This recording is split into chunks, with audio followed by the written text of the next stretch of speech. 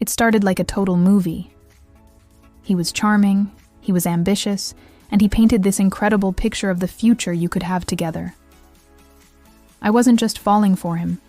I was falling for the man he could be, the man he swore he was becoming.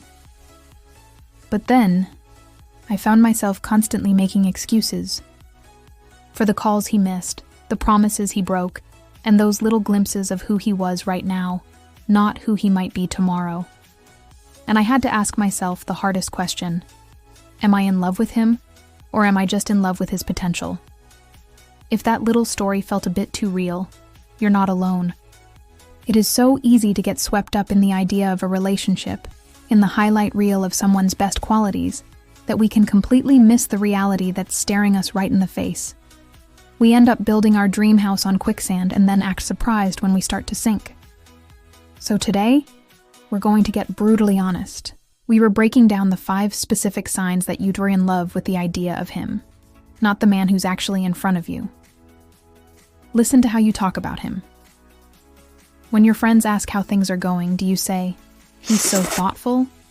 Or is it more like, "He's going to be so thoughtful once this project at work is over"? When your language is always in the future tense, you're not dating a person, you're dating a projection. You've basically created a future version of your partner, and that's who you're in a relationship with. This happens because we want it to work out so badly that we start telling a story that fits what we want, ignoring the facts of the present. We fixate on the good parts and just cross our fingers that the not-so-good parts will magically get better. But if your relationship's best moments are all just daydreams about what's to come, you're missing the connection you need right now. So ask yourself this, and be honest. If nothing about him changed for the next 5 years, would you still be happy? You're the one sending him job listings. You're researching therapists for him. And you're mapping out his 5-year plan. You are more invested in his self-improvement than he is. Now, supporting your partner is a great thing. But there's a huge difference between being a cheerleader and becoming the project manager for someone else's life. A lot of the time, this comes from a deep-seated belief that our love can fix or transform them. That if we just love them hard enough, all their flaws will just melt away. But here's the hard truth. You are a partner, not a rehab center. Your job is to live up to your potential, not to burn yourself out trying to manage his. When your friend points out that he was kind of rude, you jump in with, "He's just really stressed at work." When he flakes on an important date, you say, "Oh, he's just not a planner." These little justifications are a way to avoid the painful truth. His behavior is a pattern, not a one-time thing. Making excuses is really about protecting ourselves.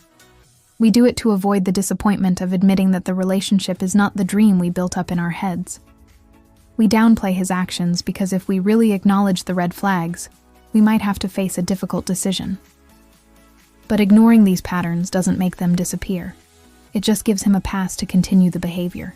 You've stopped asking for quality time because he's so busy building his empire. You tell yourself that his emotional distance is okay because you can see his potential to be an amazing partner someday. This isn't patience, it's self-abandonment. This often happens when we put a partner on a pedestal, viewing them as a perfect idea instead of a real, flawed person.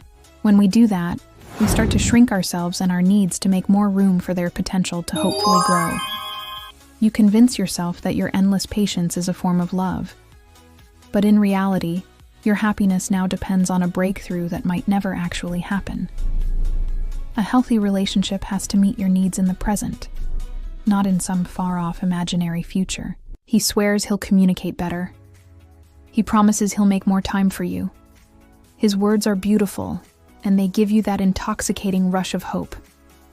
But then, a week later, you're right back in the same spot, having the exact same conversation.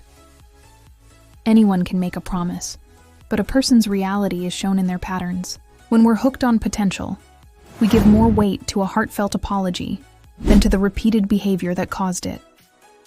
We cling to the hope that this time, it'll be different. But as the great Maya Angelou said, when someone shows you who they are, believe them the first time. Trust the patterns, not the promises. people show you who they are through repetition. Believe them. Recognizing these signs isn't about beating yourself up. Seeing the best in people is a wonderful quality to have. But you owe it to yourself to combine that beautiful vision with some real self-awareness and strong boundaries.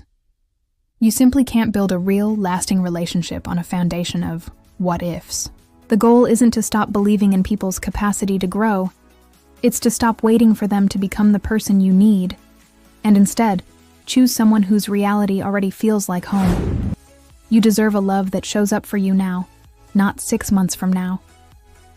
So, I'd love to hear from you.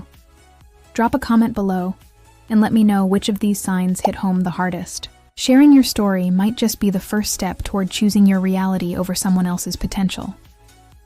Remember, you cannot love someone into changing. Real love doesn't ask you to be a sculptor, constantly chipping away at a person to create your perfect partner. It's about finding someone you can accept as they are right now, flaws and all. And most importantly, it is about loving yourself enough to walk away from a beautiful dream when the reality is breaking your heart.